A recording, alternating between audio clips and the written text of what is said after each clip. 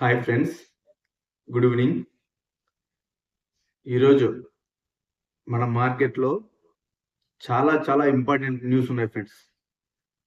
వీటి గురించి ప్రతి ఒక్కటి దాని గురించి మనం మాట్లాడుకుందాం. నేను ఎటువంటి స్టాక్స్ రెఫర్ చేయను.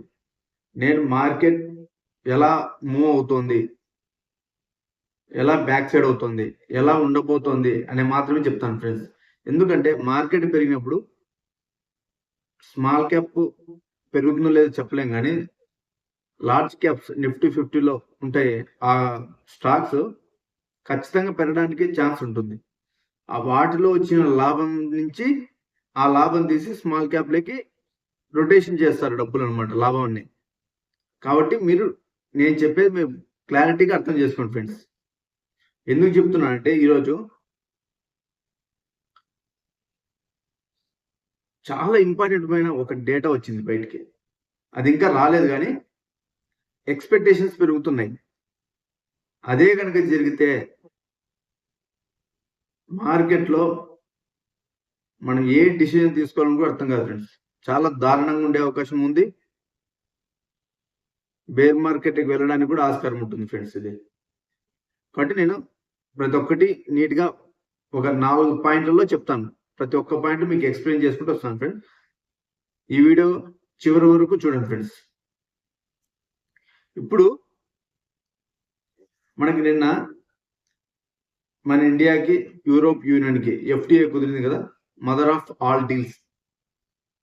వీటి కారణంగా మన మార్కెట్లు పాజిటివ్లో క్లోజ్ అవుతున్నాయి. నిన్న మార్కెట్ మంచిగా పెరిగింది, ఈరోజు కూడా మంచిగా స్టాక్ మార్కెట్ బాగా పెరిగింది ఫ్రెండ్స్. దీనికి కారణం ర్యాలీ చేయడానికి మన ఇండియా యూరోప్ యూనియన్ ఈ ట్రేడ్ డీల్ ఎఫ్టీఏ కుదుర్చుకోవడం చాలా మంచి పరిణామం. ఇది ఆల్మోస్ట్ ఈ చర్చలు 20 ఏళ్ళుగా జరుగుతున్నాయి ఈ ట్రేడ్ డీల్ కోసం. ఇప్పుడు ఒక కొలిక్ వచ్చింది, దాని మీద సంతకాలు కూడా చేయడం జరిగింది. ఇప్పుడు ఈ సంతకాలు చేసేది యూరోప్ యూనియన్లో వాళ్ళ పార్లమెంట్లో కూడా బిల్ పాస్ చేయాల్సి ఉంటుంది. ఆ బిల్ పాస్ అవడానికి కూడా 1 సంవత్సరం టైం పడుతుందని చెప్పేసి మార్కెట్లో ఎక్స్పెక్టేషన్స్ ఉన్నాయి. వీటి వల్ల ఏమవుతుందంటే ఈ డీల్ వల్ల యూరోప్ నుంచి మనకి బెంజ్ కార్స్, ఇలా లగ్జరీ కార్స్, లగ్జరీ వస్తువులు, ఈ వైన్, కాస్ట్లీ వైన్, ఇవన్నీ ఆల్మోస్ట్ చాలా వరకు వీటి మీద మన దేశం విధించే ట్యాక్స్ తగ్గడానికి ఆస్కారం కనిపిస్తుంది. ఇంతకుముందు ఫారిన్ కంట్రీ నుంచి యూరోప్ యూనియన్ నుంచి ఒక కార్ రావాలంటే మన దేశం 110% టారిఫ్ ఎంతో విధిస్తూ ఉన్నది. ఇప్పుడు దాన్ని 30 నుంచి 40కి తగ్గించడానికి ఆస్కారం కనిపిస్తుంది. చూడండి ఎంత వరకు తగ్గుతుందో. అంటే 1000 రూపాయలలో మనకి 600 రూపాయలు తగ్గడానికి ఆస్కారం కనిపిస్తుంది ఈ చర్చల ద్వారా. అంటే 1,00,000 రూపాయలు కానీ ట్యాక్స్ వేస్తున్నామంటే మనం 60,000 రూపాయలు అనేది తగ్గించేస్తున్నాం. మన దేశంలోకి ఇంపోర్ట్ చేసుకునే వస్తువుల మీద కేవలం 40,000 రూపాయలు మాత్రమే ట్యాక్స్ ఉంటుంది అనమాట ఇంపోర్ట్స్ మీద. వాళ్ళు కూడా మన దేశం నుంచి వెళ్ళే ప్రతి దాని మీద సుంకాలే లేకుండా, చూడండి ఎంత ఈజీ ట్రేడ్ అయిపోతుందో వీటి కారణంగా కూడా. అసలు ఎటువంటి ట్యాక్సే లేకుండా యూరోప్ యూనియన్ అనేది ఒక దేశం కాదు, 27 దేశాలు కలిసి ఒక కూటమి అది. అలా ఆ దేశంలోకి మన వస్తువులు చాలా ఈజీగా వెళ్తాయి అన్నమాట. ఇప్పుడు ట్రంప్ టారిఫ్ వల్ల మన వస్తువులు చాలా కాస్ట్లీ అయినాయి కదా అమెరికాలో. ఈ బట్టలు కూడా చాలా కాస్ట్లీ అయిపోయినాయి. మన దేశం నుంచి వెళ్ళే వస్తువులు, బట్టల వల్ల అమెరికాలో 27% మన బిజినెస్ తగ్గినాయి ఫ్రెండ్స్. చూడండి 27% టారిఫ్ వేయడం వల్ల 27% మనకి బట్టల వ్యాపారం కూడా తగ్గింది. ఇప్పుడు ఈ ట్రేడ్ డీల్ వల్ల మన వస్త్ర పరిశ్రమకి ఒక బూస్ట్ వచ్చిందన్నమాట. 27 నుంచి 30% వరకు మన వస్తు పరిశ్రమలు పెరగడానికి ఆస్కారం కనిపిస్తున్నాయి యూరోప్ యూనియన్కి మనం అమ్మడం ద్వారా. ఇది చాలా చాలా మంచిది రాబోయే రోజుల్లో. వీటి కారణంగా ఈరోజు మార్కెట్ మాత్రం పెరగడానికి మంచిగా అనుకూలించింది. ప్లస్ దాంతోపాటు కొన్ని డేటాస్ కూడా ఉన్నాయి ఎందుకు ఈరోజు మార్కెట్ పెరిగిందని. ప్రతి ఒక్కరు Europe union India trade deal వల్ల మార్కెట్ పెరిగింది అంటున్నారు, బట్ కానీ అందులో కేవలం 10% మాత్రమే నిజం ఉంది. 90% మాత్రం మీకు డేటా చూపిస్తాను. ఆ డేటా చూసి మీకు ఆ విషయం ఎందుకు మార్కెట్ పెరిగిందని కూడా చెప్తాను. ఈ ట్రేడ్ డీల్ మాత్రం చాలా మంచిది మన ఇండియాకి. చూద్దాం. మనం ఇప్పుడు ప్రజెంట్ డైరెక్ట్ డేటా చూసే మనం మాట్లాడతాం. గోల్డ్, సిల్వర్ కూడా భారీ పెరుగుతున్నాయి. ఆ డేటా కారణంగానే చూపిస్తాను, చూడండి friends.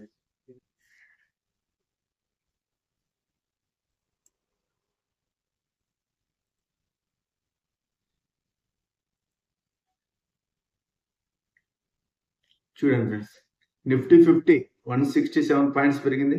Sensex 487, Nifty bank 395, Nifty 80 159. ఈ రోజు కూడా బిఎస్సి స్మాల్ క్యాప్ చూడండి 2.19% ఫాల్ అయింది.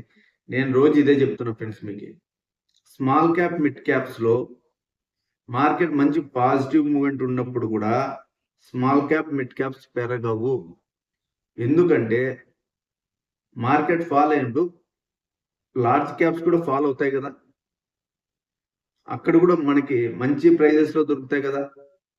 ఫస్ట్ పెరిగేది లార్జ్ క్యాప్స్ మాత్రమే, నేను ఎప్పటి నుంచి చెప్తున్నాను. కాబట్టి మీరు మార్కెట్ ఫాల్ అయినప్పుడు ఫస్ట్ మీరు కొనాల్సింది లార్జ్ క్యాప్ మాత్రమే.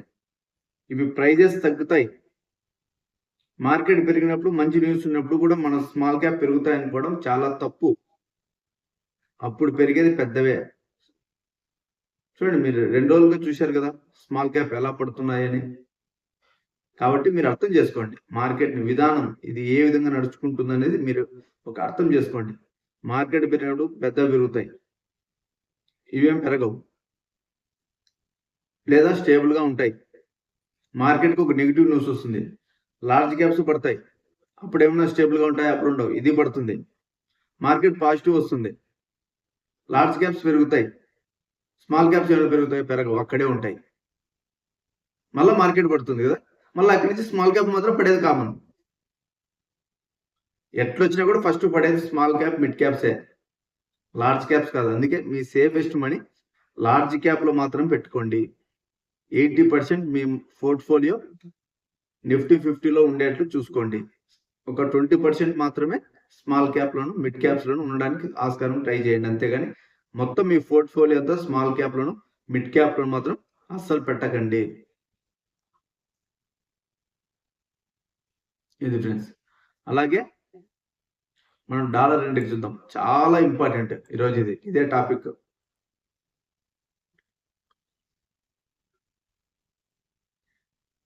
చూడండి ఫ్రెండ్స్, చాలా వెరీ వెరీ ఇంపార్టెంట్ డేటా ఇది. యుఎస్ డాలర్ మనం లాస్ట్ టైం చూసినప్పుడు 99.7 అలా ఉండే కదా, మన మార్కెట్ ఎలా ఫాల్ అయినా చూసినాం. మన డాలర్ ఫాల్ అవుతోంది కాబట్టి మన ఇండియన్ మార్కెట్ కూడా పెరిగింది. నిన్న కానీ ఈ రోజు కానీ మార్కెట్ పెరగడానికి డాలర్ ఫాలే ప్రధానమైన కారణం. 90%, 50-50 కూడా కాదు ఫ్రెండ్స్, 90% మాత్రం మన మార్కెట్ ఈరోజు పెరగడానికి డాలర్ ఫాల్. చూడండి, 96.14 అనేది చాలా బాగా ఫాల్ అయింది. ఆల్మోస్ట్ 4 years బ్యాక్ 2022లో ఆ స్థాయిలోకి డాలర్ ఇండెక్స్ అనేది ఫాల్ అయింది ఫ్రెండ్స్. ఈ ఫాల్ అవ్వడం వల్లనే మన మార్కెట్లో మంచిగా రిటర్న్స్ వచ్చినాయి. చూడండి, యూరోప్ యూనియన్ ద్వారా కూడా మంచిదే, వాటి ద్వారా కూడా ఒక 10% మంచిది మార్కెట్ పెరగడానికి. కానీ 90% మాత్రం డాలర్ ఇండెక్స్ ఫాల్ అవుతుంది కాబట్టి మనకి ఫారిన్ ఇన్వెస్టర్లు కూడా చీప్ మనీ దొరుకుతుంది కాబట్టి వాళ్ళు ఇన్వెస్ట్ చేస్తారు. ఇన్వెస్ట్ చేసిన తర్వాత మళ్ళీ డాలర్ ఇండెక్స్ పెరుగుతుందంటే మళ్ళీ అమ్మేసి డాలర్లోకి వెళ్తారు ప్రాఫిట్ బుక్ చేసుకొని. ఇదే చిన్న లాజిక్ ఇక్కడ మార్కెట్లో. ప్లస్ ఇంకొక విషయం కూడా ఈరోజు నైట్కి ఉంది కదా, మనం మాట్లాడాం, చాలా ఇంపార్టెంట్ అని. ఈరోజు నైట్ ఫెడ్ మీటింగ్ ఉంది ఫ్రెండ్స్. ఫెడ్ మీటింగ్ చూపిస్తాను, అది కూడా చూడండి.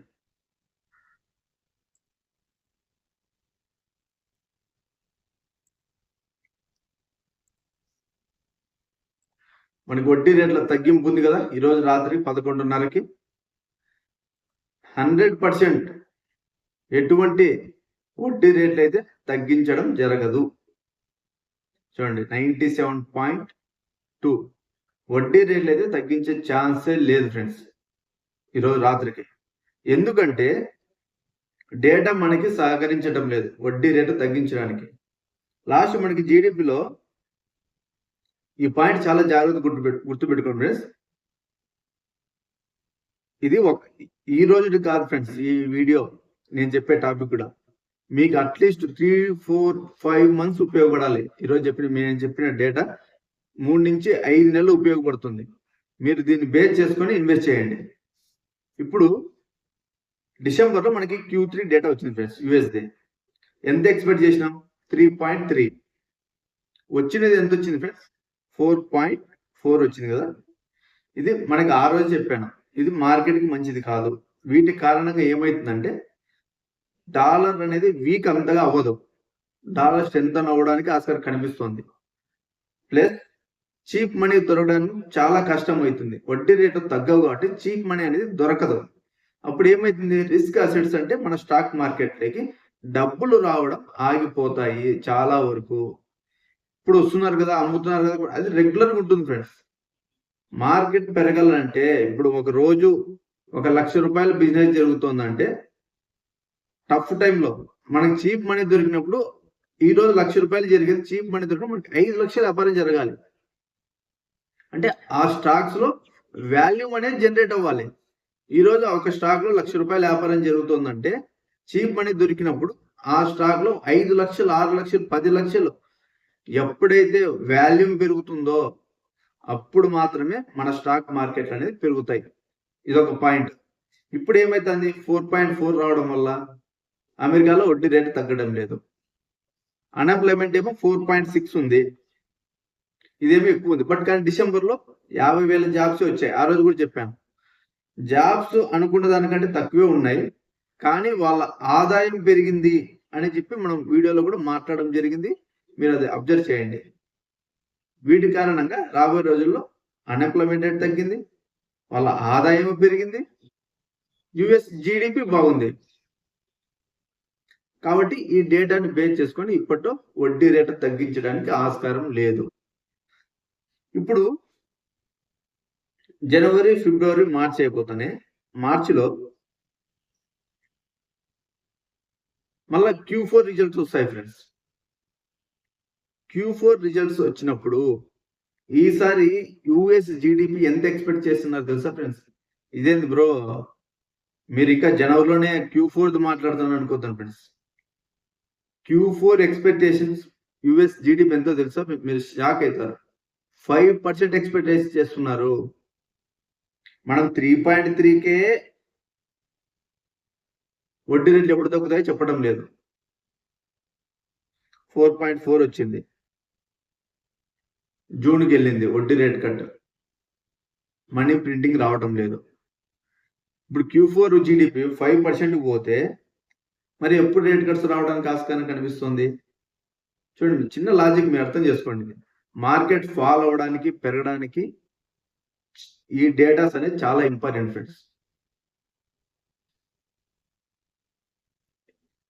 ఒక డేటా ఒక రోజు వస్తూనే ఒక వారంలో మర్చిపోతాం ప్రతి ఒక్కరం, కానీ ఆ డేటాను కూడా మనం బేస్ చేసుకోవాలి. ఇప్పుడు జపాన్ వడ్డీ రేట్లు పెంచుతోంది, జపాన్ వడ్డీ రేట్లు పెంచుతోంది. మన దగ్గర నుంచి ఫారిన్ ఇన్వెస్టర్లు సెల్ ఆఫ్ చేస్తూనే ఉన్నారు. జపాన్ వడ్డీ రేట్లు పెంచడం కూడా ఒక కారణమే మన ఇండియాలో స్టాక్స్ అమ్మడం.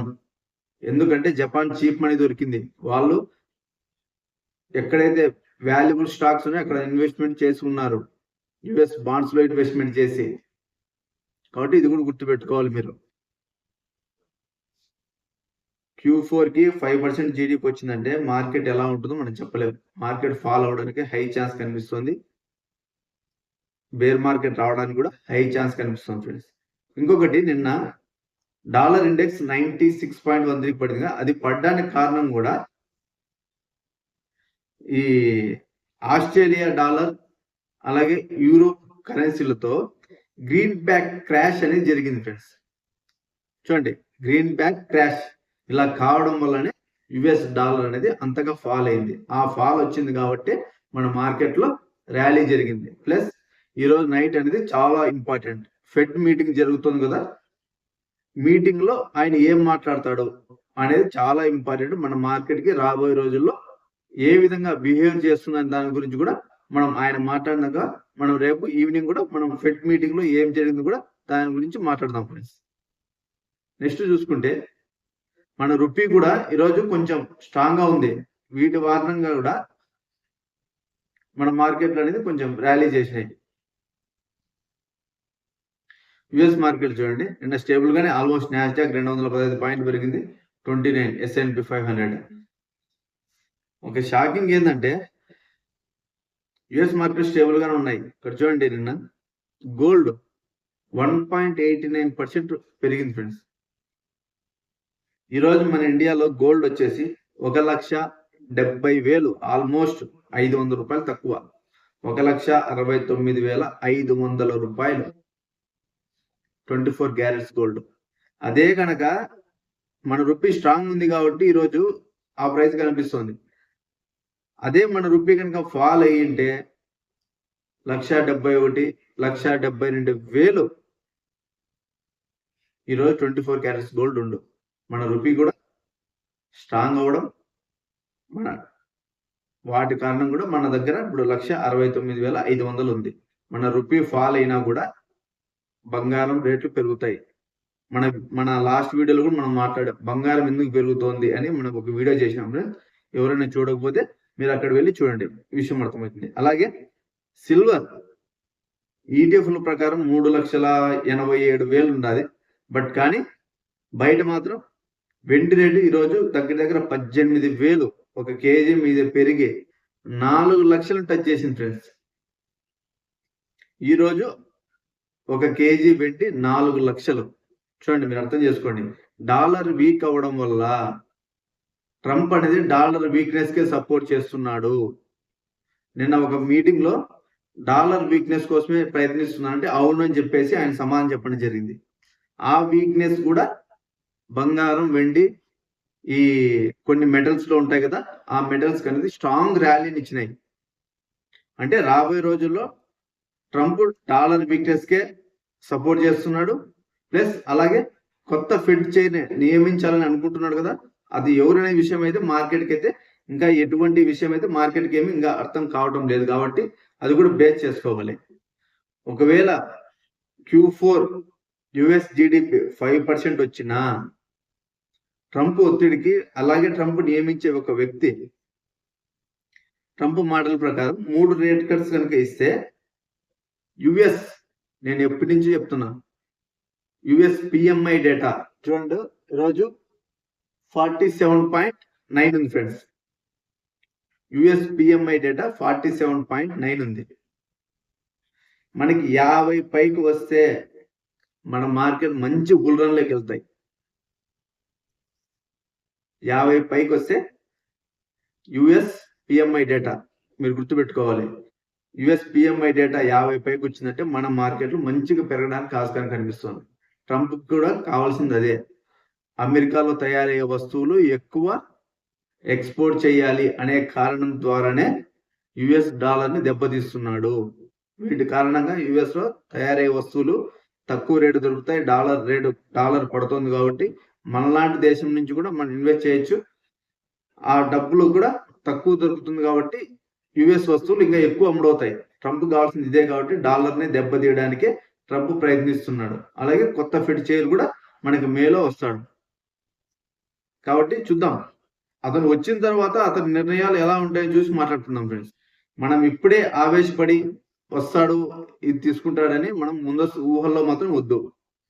ఇది ఫ్రెండ్స్. అలాగే చూడండి, ఆయిల్ ప్రైజెస్ కూడా భారీ పెరిగాయి. ఇరాన్తో వార్ వస్తుంది, ఇంకా సిద్ధమవుతున్నారు ట్రంప్ అనే విషయం మార్కెట్లో అందరికీ తెలిసినదే. ఈ క్రూడ్ ఆయిల్ చూడండి, 67.19, మనం చూసినప్పుడు 60 నుంచి ఆల్మోస్ట్ $7. ఇలా పెరగడం క్రూడ్ ఆయిల్ అనేది మన రూపీ వీక్నెస్ కూడా ఒక కారణం అవుతుంది. చూడొచ్చు, ఇలా రూపీ వీక్ అవడం వల్ల మన బంగారం రేట్లు పెరుగుతాయి, సిల్వర్ రేట్లు పెరుగుతాయి. చూడండి, 10 years యుఎస్ బాండ్స్ 4.25, ఇది కూడా ఏం తగ్గడం లేదు ఫ్రెండ్స్. మనం ఈరోజు తాత్కాలికంగా మార్కెట్ పెరిగినాయి, బట్ కానీ డేటాస్ మాత్రం చూస్తే మార్కెట్ పెరగకపోవడానికి ఆస్కారం కనిపిస్తుంది. డాలర్ పడింది కాబట్టి చీప్ మనీ దొరికింది కాబట్టి వాళ్ళు ఇన్వెస్ట్ చేశారు. మళ్ళీ డాలర్ స్ట్రెంత్ అవుతూ ఉంటే మళ్ళీ మన స్టాక్స్ లో ఖచ్చితంగా ఫాల్ వస్తుంది. కాబట్టి మీరు ఈ విషయాన్ని గుర్తుపెట్టుకోండి ఫ్రెండ్స్. అలాగే ఇంకొక మెటల్ హిందుస్థాన్ కాపర్ ఫ్రెండ్స్. మనం సిల్వర్ వెండి గురించి మాట్లాడాం కదా, అదే హిందుస్థాన్ కాపర్ స్టాక్ చూడండి 13.48% ఫ్రెండ్స్. ఇంతగా ర్యాలీ వచ్చింది హిందుస్థాన్ కాపర్ లో కూడా. బంగారం, వెండి, కాపర్, మెటల్స్ లో మంచి ర్యాలీ చూస్తున్నారు 2024 నుంచి కూడా. ఈ అన్సర్టిస్ వల్ల కూడా మెటల్స్ అనేది బాగా పెరుగుతున్నాయి. ప్లస్ అలాగే ఈరోజు కాపర్ కి మధ్యప్రదేశ్ లో ఒక రాగి దిమ్మకి అత్యధిక బిట్టర్ గా ఎంపికైన కారణంగా ఈ స్టాక్ అనేది చాలా బాగా పెరిగింది. ఎందుకంటే కాపర్ లో కూడా సప్లై అండ్ డిమాండ్ బేస్ చేసుకుని ఉంటుంది ఫ్రెండ్స్. సప్లై అనేది తక్కువ ఉంది, డిమాండ్ అనేది ఎక్కువ ఉంది. అందుకే ఈ పొద్దు అనేది ఒక దిమ్మకి భారీగా బిట్ వేయడం జరిగింది. వీటి కారణంగా కూడా మన హిందుస్థాన్ కాపర్ అనేది చాలా బాగా పర్ఫామ్ చేసింది. చూడండి, ఒక 6 months లోనే 156% పెరిగింది ఫ్రెండ్స్. కాపర్ ఎంతగా పెరిగింది మీరు అర్థం చేసుకో. ఒక 6 నెలల్లోనే 156% పెరిగింది. చాలా మంచి రిటర్న్స్ ఇచ్చినాయి ప్రతి మెటల్ కూడా.